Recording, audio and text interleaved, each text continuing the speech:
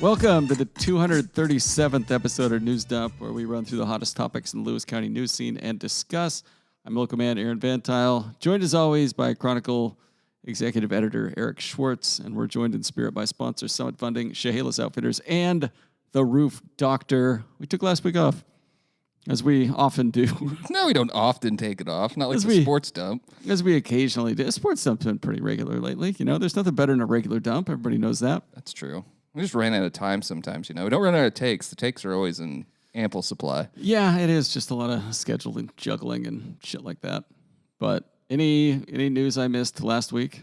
I'm not. Yeah. Yeah. Okay. All I can think of and see in front of me and printed on my eyeballs are just podiums at state track tournaments.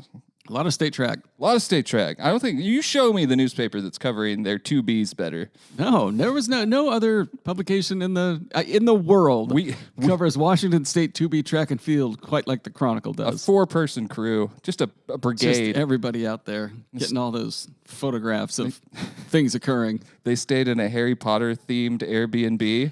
I saw pictures of it. That? I think Dylan did. That doesn't surprise me. He was telling us about it yesterday, and yeah, like the remote control was a wand or something, and the toilet only worked half the time, didn't have running water. But it said the magic happens down here, and it pointed down the toilet. Pretty weird. Yeah, and their theory was that they made it themed so they could use Harry Potter merch to cover up holes in walls and non-working appliances and things. Yeah, that's why you always book early. Yeah, but they did a good job. Tomorrow night, you won't be there for it, but on Tuesday night, we have the Lewis County, or the Athletes of the Year, not Lewis County, just Athletes of the Year awards.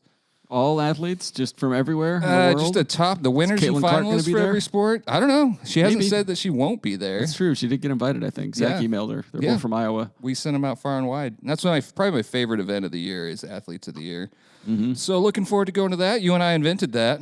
That's true. It could be said it was our first podcast, but it was a live event, and we were on stage, and we weren't being recorded, and it wasn't a podcast. I don't think anybody was happy with yeah, we did an adequate job. But hey, we got her off the ground. Yeah. But Luke Kilgore will be back. Good. He's great. Former News Dump host, and he'll be our MC on News Tuesday Dump evening. And Sports Dump host. Yeah. It'll be fun. A great night. We'll probably have a Facebook Live if you feel like watching it.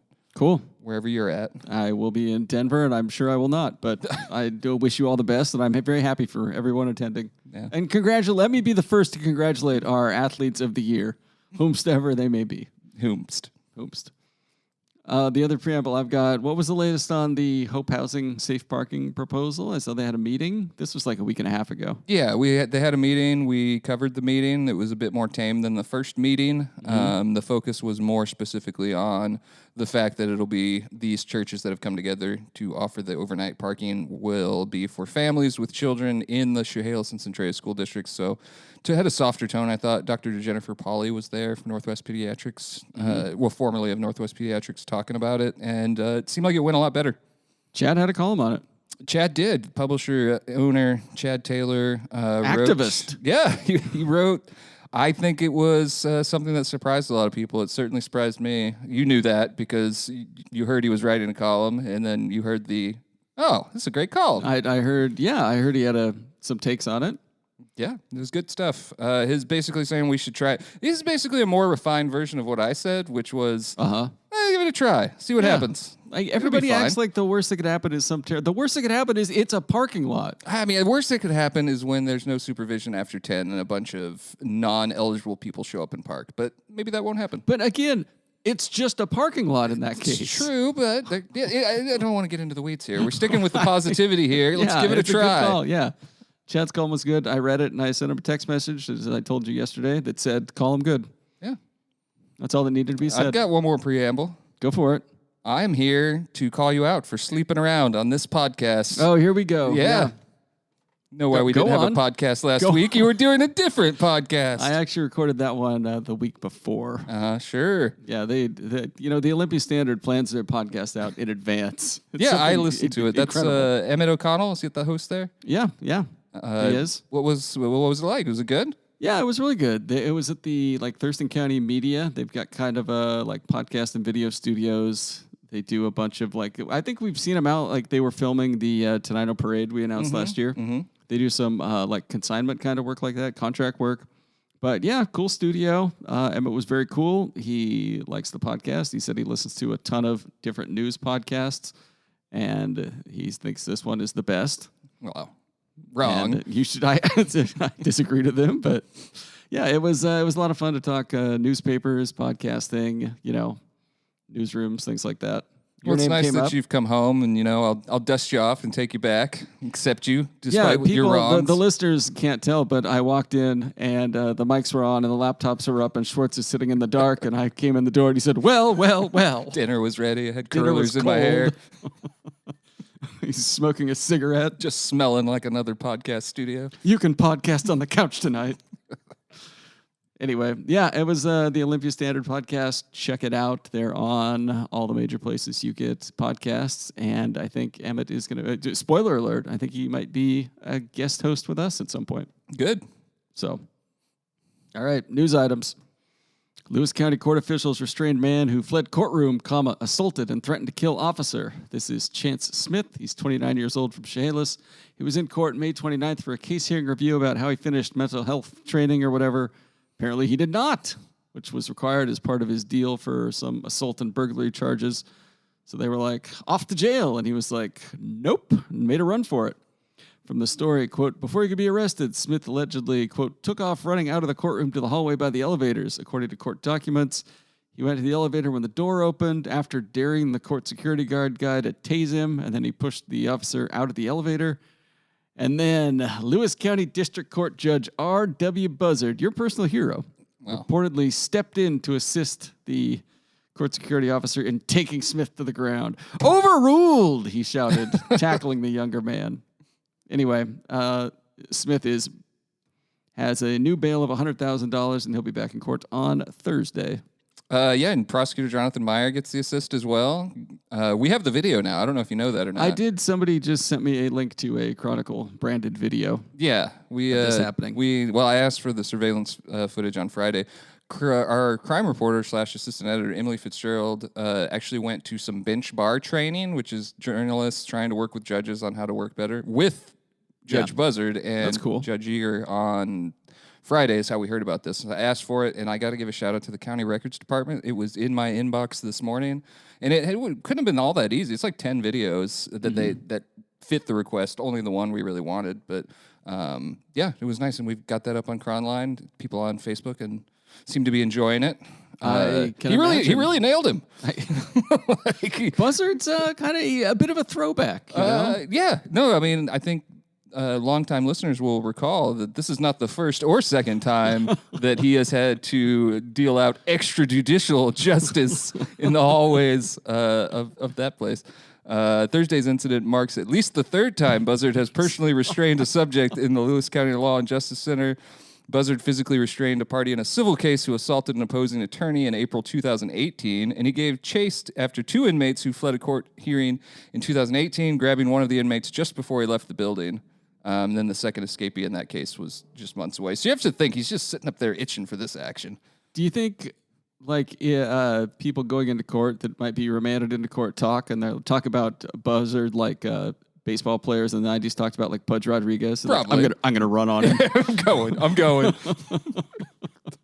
I also wonder if the court administrator should set it up to where he's got like the glass window looking out to where he can keep an eye on things out there. Yeah, they should. There's like a silent alarm that just rings for Buzzard, and he grabs his gun and runs out the door. Do you think the bailiff comes in and he's just like, not today, no need, just waves him Probably. out? He just cracks his knuckles. He's like, I'm feeling spry this afternoon. Just like to introduce anyone in the courtroom, including the bailiff, as he rolls up his sleeve and shows his guns. That was cool. It was nobody got hurt. It doesn't look like. I've never seen one of those things they wheeled him out on. You'll have to take a look at that. Looks like a trike for criminals. Oh, that's kind of cool. Kind of put him in it and then wheel him out. I don't know why the guy didn't get tased. But anyways, you can go read a narrative of the video and watch the video, and there's a link to the original story. All right, cool. Next item. New big ol' lumberjack chainsaw carving stands tall in Morton Loggers Jubilee Arena. Bonnie Lake chainsaw artist Jacob Lucas carved the new statue in just over a week. It replaces the old one, made by Rod Blair in 1983, which had started to rot a little bit. It's a damn near perfect copy. And I just want to know if the Chronicle gets a new building and commissions a chainsaw carved statue out front. What's it a statue of? I mean, obviously, it would need to be me. How humble of you.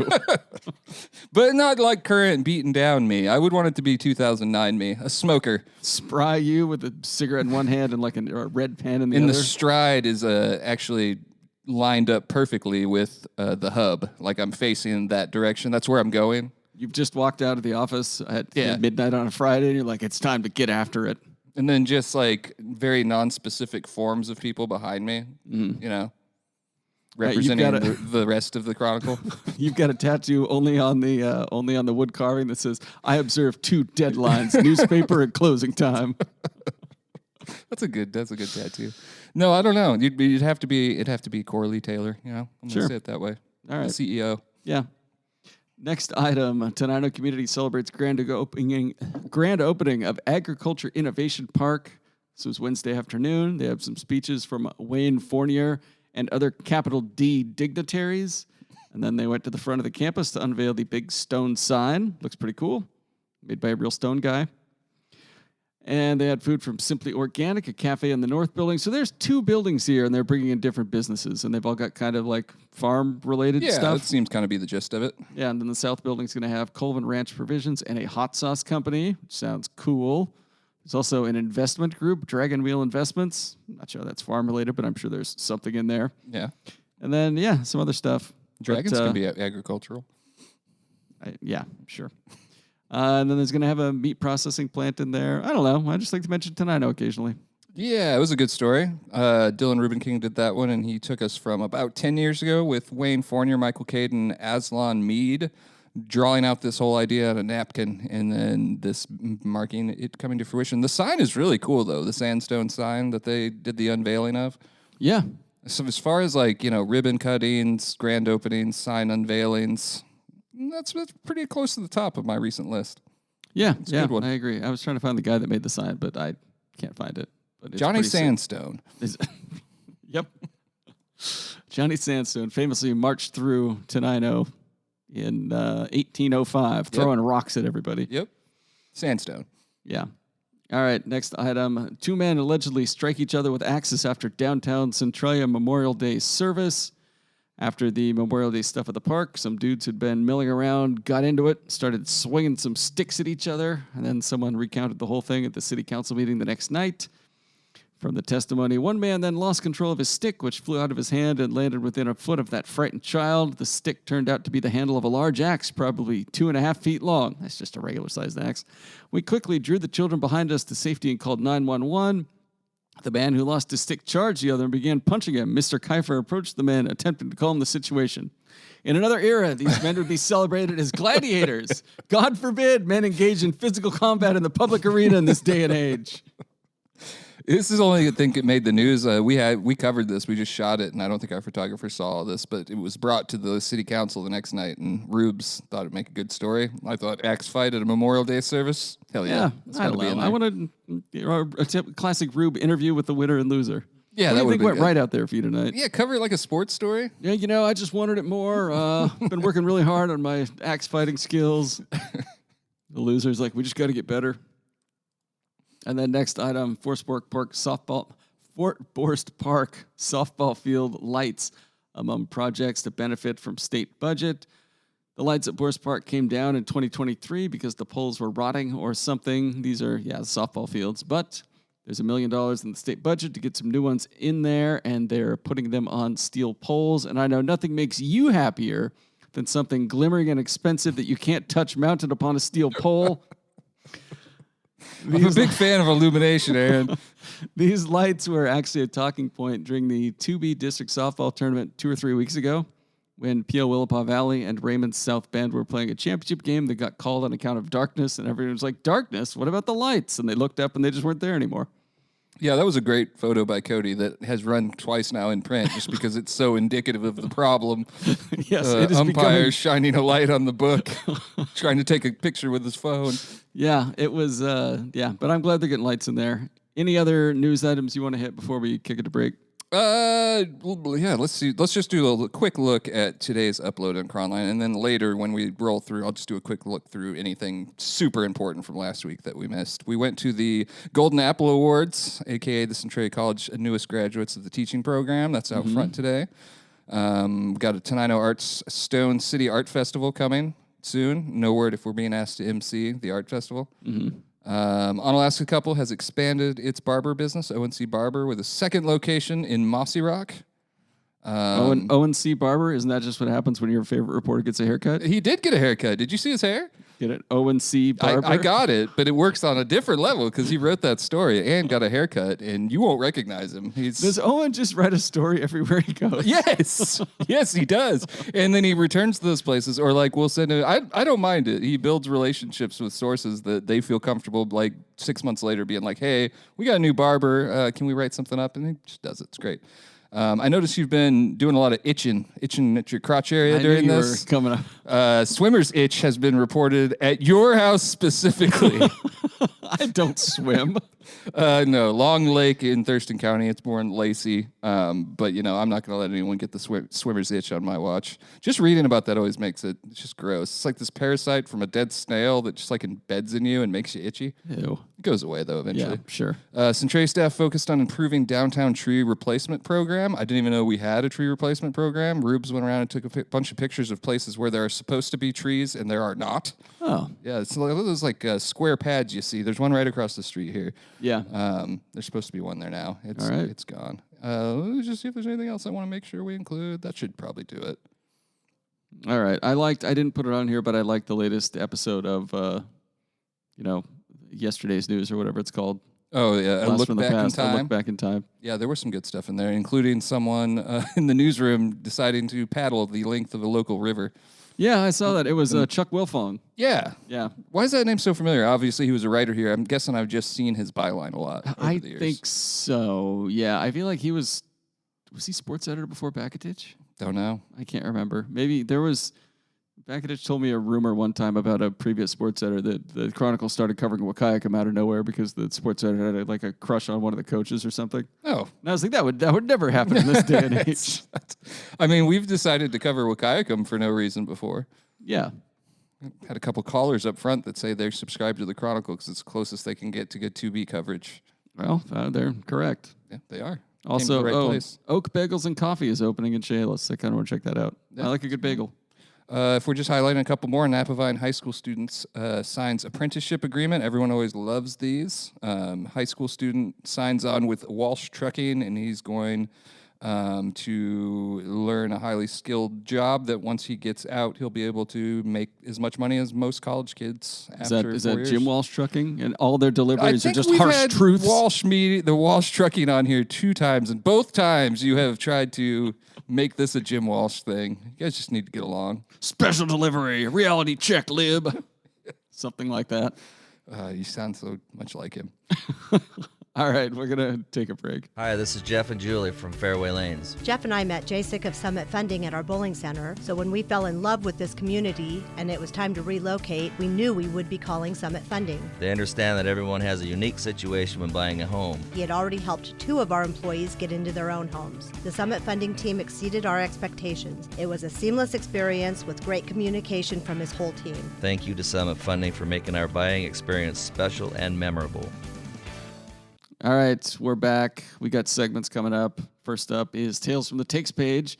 We've got a column from Brian Mitke. Let's make this a month of faith, hope, and love. This is something called Fidelity Month, and it's a lovely concept. However, the fact that it's the same time as Pride Month compels me to ask, why don't we have a month for infidelity? I don't know. I don't just care get if they tired of celebrate that. their faith, hope, and love, but why do they have to shove it in my face? I don't want to be reminded of all these faithful couples in loving, committed relationships having boring sex with each other at monthly or even quarterly How intervals dare you? like a bunch of dare perverts. you? What if my kids see this and start to think fidelity is okay? What if they become indoctrinated, unlike me, who learned my sexual preferences by attending church every Sunday from the age of 3 against my wishes? Really Rant had the over. cadence down there. I wish Cody was here to mimic you. Your point is painfully clear to see there. Had a letter to the editor along those lines. Pride Month isn't about special treatment. It's about visibility. There's a little like crossing of days, though. I was thrown off when Easter was Trans Rights Day or something. Like, well, it's because that upsets Christians, you know. Have you ever checked out a calendar? I have a large calendar that I update daily, wall-sized. Yeah, it's one of those, like, yeah, everybody's like, oh, before Biden, we didn't have Trans Day on Easter. It's like, what are you talking about? I wasn't complaining about it. I was just saying there are lots of squabbles over overlapping proclamations and remembrances. Yeah, well, you know, sometimes two things can happen on the same day. I know, I agree. And I don't know why everybody gets so worked up about it. No, like I said, on the surface, like, if you want to be faithful, hopeful, and loving, like, by all means, go ahead. But setting it up to look like counter-programming into Pride Month is, like, kind of, like... That didn't even cross my mind when Brian Mitke wrote about Fidelity Month, as he has for each of the past 3 or 4 years. The fact that it's June, and June is also Pride Month, as I'm sure you're aware. Yeah. I'm sure the newspaper will be covering it. We will. We cover it every year. I mean that. It's like this Pride Month is somehow a trap that if we don't, like, if we acknowledge anything else, so Fidelity Month is clearly a shot across the bow because it was published on Friday, May 30th. Chronicle hates LGBTQ. Yeah, by all means, if you want to celebrate Fidelity Month, go ahead. But like, I don't celebrate. And any I don't of think, these. like, I am not saying that Mitke came up with this by any stretch of the imagination. I that don't was think his that he intent. did, I don't think and it was either. It does sound like that's what you're accusing him of. No, I am not accusing Mitke of that. I am saying that whoever was like, you know what, we need to do this in June. Like, hey, come on.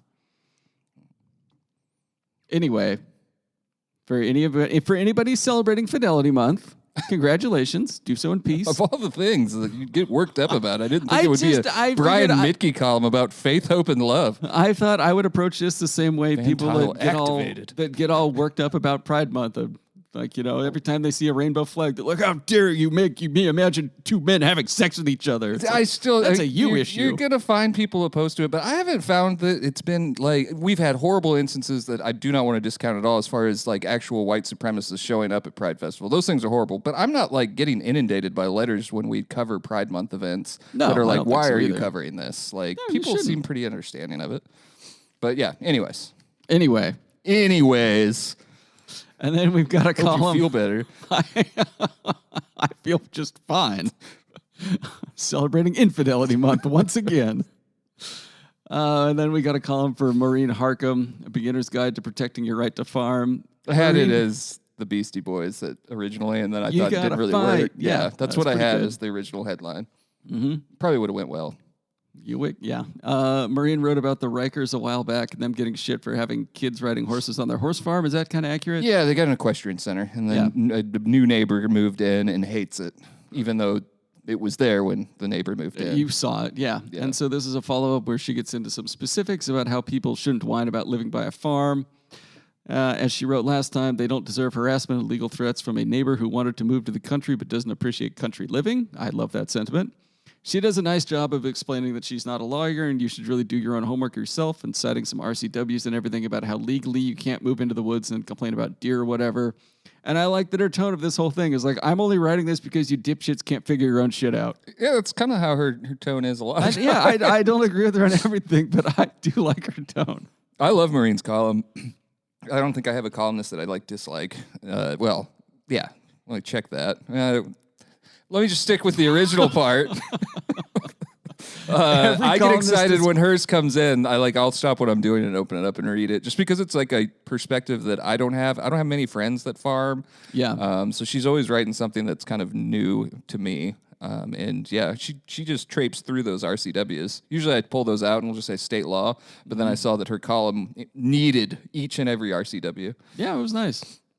And then you got old man McCroskey, who wants to tell you personally the truth about recycling after his long investigation. Yeah. And also he talks about taxation from Democrats at Olympia. He's done his homework, and by that he means he called the garbage man, and they said they'd call him back, and then they didn't. And then he got done with that rant, and he only had 400 words or so he spun the McCroskey Takes Wheel, which has 16 different sections on it, and each one of them says Democrat taxes, and it landed on Democrat taxes. And so then he spent the last 200 words writing about how much he hates the politicians in this state he still chooses to live in and the taxes that have funded his entire professional life and now retirement. He had a new column out in tomorrow's edition. Oh, what's it about? The power we give government, the more power we give government, the worse outcomes we have. Is he talking about state government or perhaps the federal government? Oh, state government. Oh, right. I think he's talking. No, McCroskey's been pretty fairly like government is like not efficient, but I would bet that he likes Donald Trump's trimming of the federal government. It has nothing to do with that in here, though. He seems to be talking more about the state. All right. But yeah, Julie McDonald's got how Washington became the Apple State. It's got a picture. You know, I know you're a pie man. I am a pie. Oh man, it's just the pies. There's I told a picture you about the in pies. here from October 1927. You'll have time for your pie story, but it's in Yakima, and it's bakers using 400 gallons of apples to make the world's largest apple pie. The pie was 10 feet across, and it took 5 cords of wood to heat the oven to bake it. Ah, that's pretty sick. Yeah, it's a lot of wood.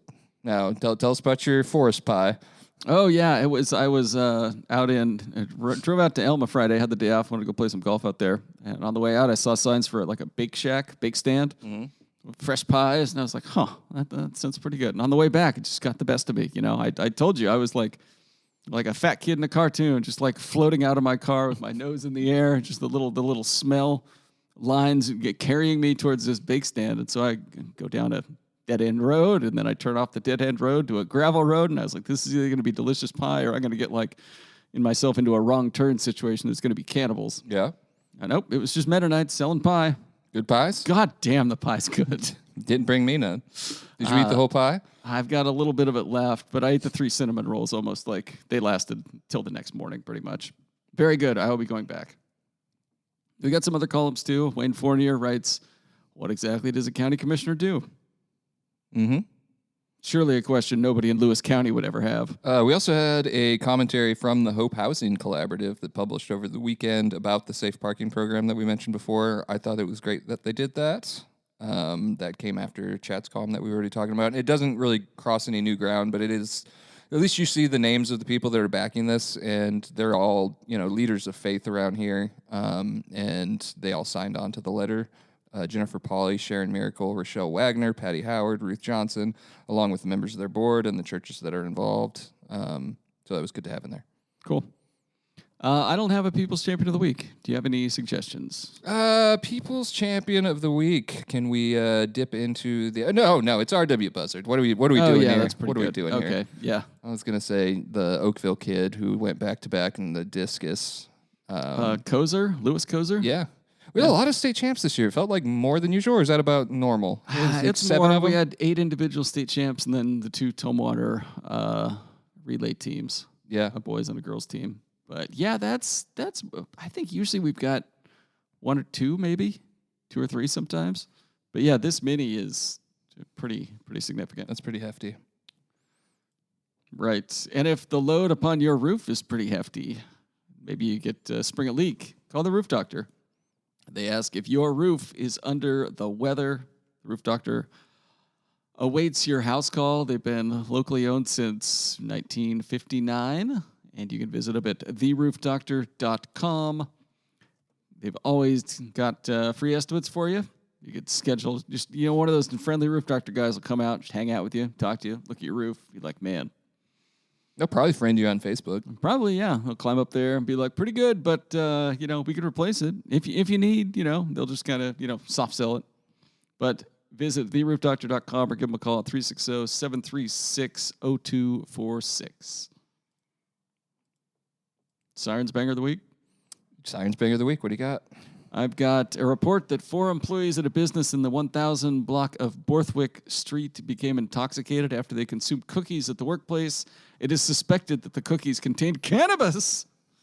The incident is under investigation. Yeah, I bet there's a real thorough investigation going into whether or not some people at work actually ate some CBD cookies, some pot brownies, or whatever it may have been. Yeah, I don't think we're get to the bottom of that. You don't think there's going to be any charges filed in the case of the fun lunch snack? I've got one, and this one's a little old, but I don't think we've gotten it on the news dump yet. And this is almost a literal playing of the race card. Uh-huh. So we got Shaquille Briscoe Morgan, 31 of Portland, was arrested and booked into jail May 21st for organized retail theft, second-degree theft. He is accused of stealing a bracelet worth $2,000 from K Jewelers in Centralia on January 12th. An associate from a jewelry store in Oregon reportedly told staff that Morgan had been allowed to handle a piece of jewelry worth $17,000 and had run off with it on December 29th.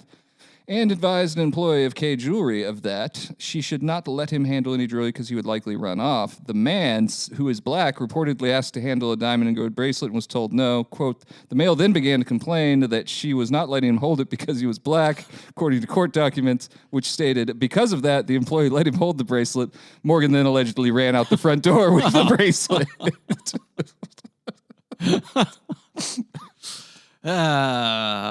The oldest trick in the book. It was efficient, and I was telling you, if I was that employee, I'd probably do the same thing. Yeah. Like, I'm not a racist. No, I'll let anybody hold this jewelry. Yeah, but yeah, I wonder how many times he's pulled that. Yeah.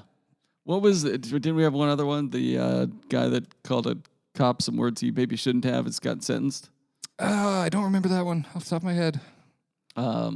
Yeah, I think he got 90 days. It was the guy that yelled at the Asian cop and said some nasty things. That was him. Okay. Yeah, we don't relist the entire crime. You're talking about, is it Colton Kalebaugh? Yeah. Yeah, Colton Kalebaugh pleaded guilty. Oh, yeah, there he is with the black eye and the tats. Mm-hmm. Very disapproving eyes for Asians, perhaps. Yeah, he got sentenced. 90 days in jail with credit for 41, so he'll still be in there for a little bit.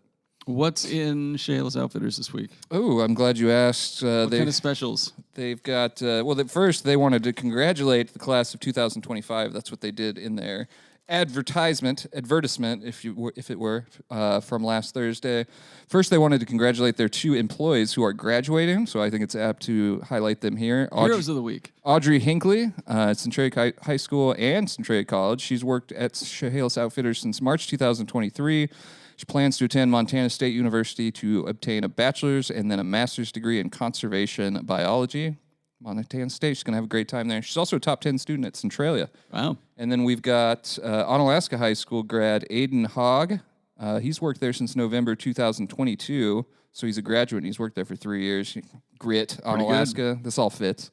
Plans to attend Centralia College to obtain a bachelor's degree in diesel technology and then become a mechanic.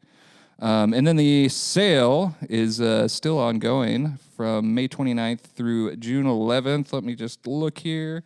See anything here? You can get a Big Chief front load smoker for $160. That's my savings. dad's got one of those. Loves it. You don't want to be caught without a grill this summer. They've got a great deal on a Weber Spirit 2 for $350. Mm-hmm. Ooh, we got to let Zach know, our sports writer. They've got Iowa Smokehouse Meats in there. Oh.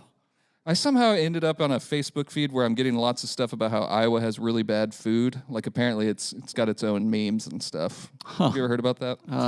Well, no, I don't think I have. It doesn't surprise me, though. Just bad food. Frog Togs, breathable chest waders, $85. That's a really good deal. We should probably look into that. For yeah, you know what season. they prevent. You can get your swim trunks. They won't prevent it. They're only $9, though. Don't go to Long Lake. Stay away. Or Aaron's house. You'll definitely get swimmer's itch or some sort of other even more diabolical itch. You can get a bailout Tonto knife, $160. $160 knife, that's got to be a nice knife. I bet it's so sharp. I bet you it's a nice knife. Get yourself some wind chimes. Maybe it'll scare away your moles, your gophers. Well, I know. It might scare away the owl. You don't even have an owl, bro. You don't know that. You don't. All right. And then dinner to lager dungarees are $22. I need to get some jeans. Yeah. That's what's going on in Shayla's Outfitters. If you showed up in logging dungarees, you would be called a poser, sir. I'm going to show up in a hickory shirt and cork boots. We've got some Facebook comments of the week that I put on here like a week ago, but they're still pretty good. On the story, quote, titled, Children the Focus of Safe Parking Meeting in Chehalis, this commenter said, why can't they park in the Hope Housing parking lot? To which I say, ma'am, I am begging you to just read the post accompanying the story at least. Just finish the sentence you were reading when you started typing this. I'll go easy on the readers. And then on a story about the Yelm football coach being fired, this commenter said, should be arrested. Having sex in front of the youth at a school is a crime. And I just thought of this. Mrs. Krabappel and Principal Skinner were in the closet making babies, and I saw one of the babies, and the baby looked at me. Any Simpsons fans will certainly remember that line. That's yeah. I had no comment on that one. You resigned. We don't have any reason for resignation. I have not heard that specifically as an allegation. Just to be clear. And we don't cover Yelm. What's in in the end story? What's in the next edition? I've already been through most of it. We've covered most of it. But what we're covering tomorrow will be at the Gary Stamper Memorial Lookout dedication. Nice. And where else are we going to be tomorrow? Shales Farmers Market is kicking off its 20th year. So we'll go there and we'll shoot that up.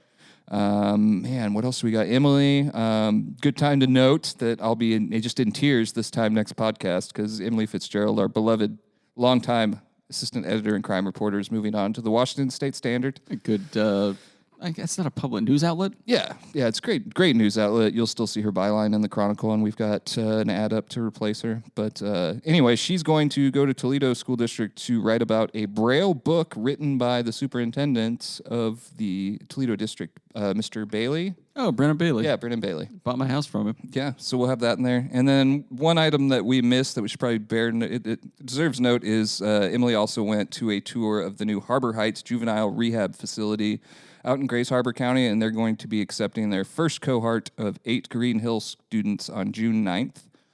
That's the facility that Inslee called for before Ferguson took over in order to help ease the overcrowding. They've had a hard time getting employees to get it going, but it sounds like they're ready to do it. All right. Final note, 4-H Barn, back in business, likely to see more updates. It's a popular one online. There's a lot of improvements happening over at the fairgrounds. This is Nice. yet another one. We were there for Spring Youth Fair, and the 4-H Barn was closed. And now we know why. It's going to be fixed up, and it'll be better than ever. And it was the beef barns that got... Yeah, the beef barns were upgrades last time. And that was, that just instant results on that one. Yeah. This will probably quadruple the number of 4-H kids. There's going to be so many kids at the fair. All right. We're sponsored by Summit Funding, Shayless Outfitters, and The Roof Doctor. Leave a review and rating on Apple Podcasts or Spotify if you want, or send us an email at chroniclenewsdump@gmail.com.